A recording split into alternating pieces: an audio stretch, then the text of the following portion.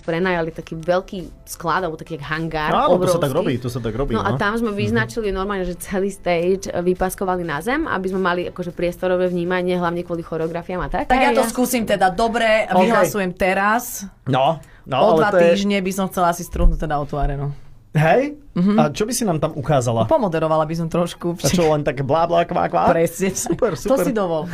Že máte asi že schované nejaké tribúny, že akože tak sa hovorí začiernené, alebo akože toto, že ktoré akože budete ešte možno potom púšťať, alebo tak. A teraz mi myslím, že čo? Že ne, že proste v predaji od začiatku bolo proste všetko. A mal som tam prvý mikrofón, ktorý bol, že z kotúčika kuchynských útierok, obalené v červenom a kinder vajíčku vlastne nalepené na sebe, aby to vyzeralo ako mikrofón, to som mal akože seriózne. A ktorý host bol tam taký, čo tak zasvietil pre teba, že kto bol ten super host? Akože všetci moji hostia boli super, mám všetkých rada.